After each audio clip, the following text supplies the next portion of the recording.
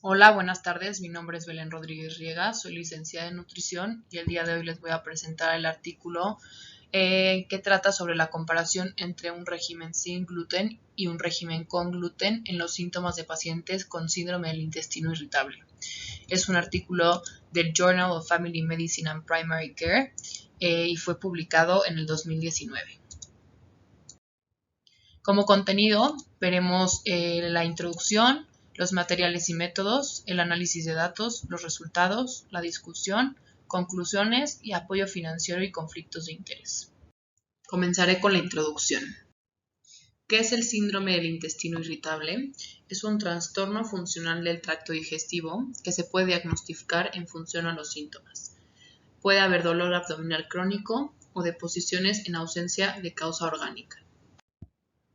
Es una de las enfermedades más comunes del tracto gastrointestinal, además de que representa el 12% de las derivaciones a gastroenterólogos. Es una de las enfermedades con un gasto grande en la salud pública de cada país. La prevalencia puede variar ampliamente entre los países. Se estima que en Norteamérica alrededor del 10 al 15% de la población padece este síndrome, en Europa el 11.5%, en México y Latinoamérica entre el 18 y el 20%, y se ha visto que es 2.2 veces más frecuente en mujeres que en hombres. En estudios recientes se enfatiza la importancia de la inflamación de la mucosa y la activación del sistema inmune en el inicio de los síntomas del síndrome de intestino irritable. La inflamación de la mucosa aumenta la permeabilidad en el intestino delgado y en el colon, que a su vez activa el reflejo secretor y la estimulación de las raíces sensoriales en los intestinos. Algunas de las causas del síndrome de intestino irritable son infecciones, mastocitos y células linfocíticas en la mucosa intestinal, aumento de los niveles de citocinas inflamatorias y respuesta a antibióticos no absorbidos. Los síntomas del síndrome de intestino irritable se originan de la interacción entre factores ambientales y genéticos. Los pacientes pueden mostrar signos de diarrea, que esta está basada o a causa de estimulación del reflejo secretor, dolor abdominal por la estimulación de las raíces sensoriales en los intestinos e hinchazón.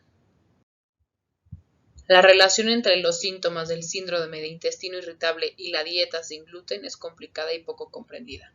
La prevalencia de la enfermedad celíaca en pacientes con diarrea crónica funcional o síndrome de intestino irritable con diarrea predominante es aproximadamente del 0.4%, similar a la del grupo control saludable. Los pacientes con el síndrome del intestino irritable no celíacos con el genotipo HLA-DQ28 positivo pueden mejorar sus síntomas con una dieta sin gluten. Dado que la IgG sérica está asociada con la enfermedad celíaca en 37% de los pacientes con síndrome del intestino irritable no celíacos, se ha desarrollado un mecanismo de respuesta inmune adaptativa a la exposición al gluten para explicar cómo mejoran los síntomas cuando se elimina el gluten de la dieta. Dada la alta prevalencia del síndrome del intestino irritable y su efecto sobre la calidad de vida de los pacientes, las nuevas investigaciones tienen como objetivo explicar el papel de la inflamación de la mucosa y la activación del sistema inmune en la patogénesis de la enfermedad. El presente estudio busca investigar el efecto de la dieta libre de gluten en los síntomas de pacientes con síndrome del intestino irritable. A continuación presentaré los materiales y métodos del estudio. Consistió en un ensayo clínico aleatorizado doble ciego, el cual incluyó pacientes referidos a la Clínica de Gastroenterología del Hospital Imam en Ahwaz, con síntomas de dolor abdominal crónico, diarrea crónica o estreñimiento recurrente y distensión abdominal.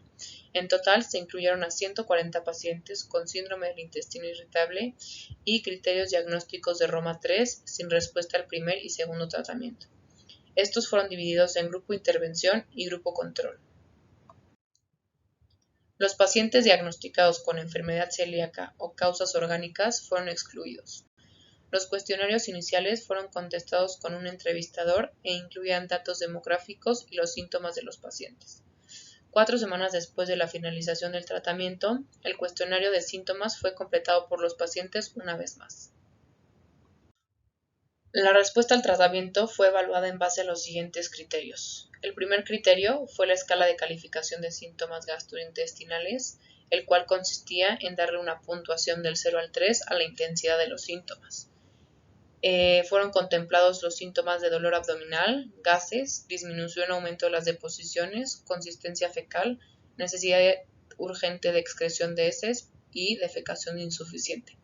Como segundo criterio, se utilizó un cuestionario con preguntas sí y no. Al finalizar el tratamiento, se les preguntó a los pacientes si sentían una mejora de más del 50%. Para el análisis de datos, se utilizó la prueba T pareada, prueba T multivariada para comparar las variables, y para hacer el análisis se utilizó la SPSS versión 19. Pasando a los resultados, tenemos que la media del grupo control y el grupo con dieta sin gluten fue de 37 años. No hubo una diferencia significativa entre los dos grupos, teniendo en cuenta la edad y el género. En la tabla podemos ver la comparación de las medias de los síntomas antes del tratamiento en ambos grupos. Se puede observar que hubo una diferencia significativa entre los dos grupos en términos de dolor abdominal, disminución de la consistencia fecal y necesidad urgente de excreción. En esta tabla podemos ver la comparación entre los síntomas antes y después del tratamiento en ambos grupos. Se puede ver que en el grupo control hubo una disminución significativa en los síntomas del dolor abdominal, gases intestinales, disminución del movimiento intestinal, aumento de la consistencia fecal, necesidad urgente de excreción y defecación insuficiente. Por otro lado, en el grupo de intervención con una dieta sin gluten también hubo diferencias significativas entre el dolor abdominal, la hinchazón, la consistencia fecal, la mayor necesidad de excreción e incompleta defecación. El diagrama muestra la puntuación media de los síntomas en términos de prueba Z entre los dos grupos. En el cuestionario que se les aplicó al finalizar el tratamiento, se les preguntó si sentían una mejoría significativa de más del 50%. La respuesta positiva después del tratamiento en el grupo con dieta sin gluten fue del 67%, mientras que en el grupo control fue del 52%, sin haber una diferencia significativa. Pasando a la discusión.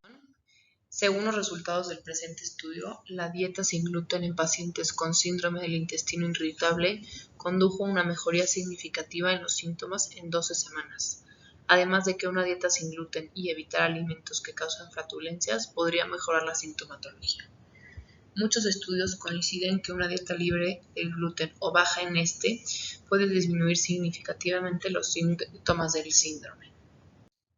En un ensayo clínico doble ciego, se examinaron los síntomas clínicos gastrointestinales y no gastrointestinales en pacientes con el síndrome que recibieron dieta con y sin gluten.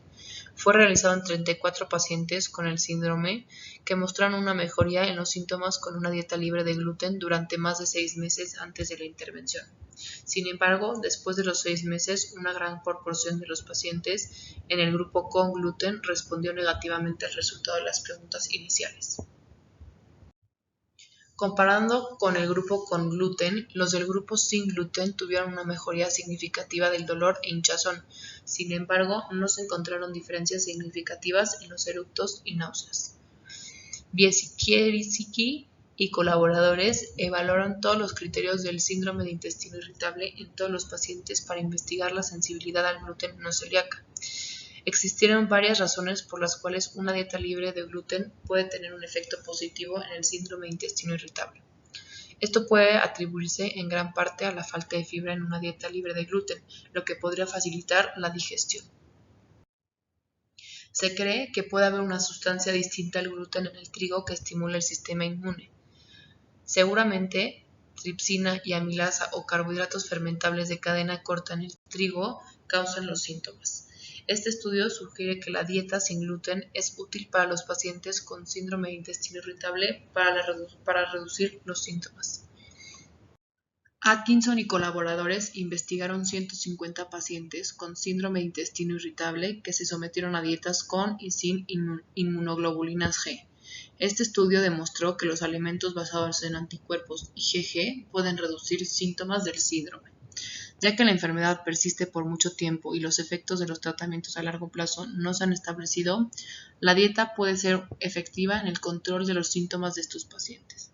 Se recomienda eliminar o limitar de la dieta alimentos que contienen gluten, lactosa, fructosa, galactano, sorbitol y fructano antes de comenzar la medicación. Como conclusión, los resultados del presente estudio mostraron que una dieta libre de gluten tiene un efecto significativo en la reducción de los síntomas del síndrome de intestino irritable. La duración del tratamiento juega un papel clave para lograr mejores resultados terapéuticos y se sugiere que estos métodos se incluyan en programas de atención a pacientes con el síndrome para obtener los beneficios. El estudio no contó con ningún apoyo financiero y tampoco se encontraron conflictos de interés. Doy por terminada la presentación del artículo. Gracias por su tiempo.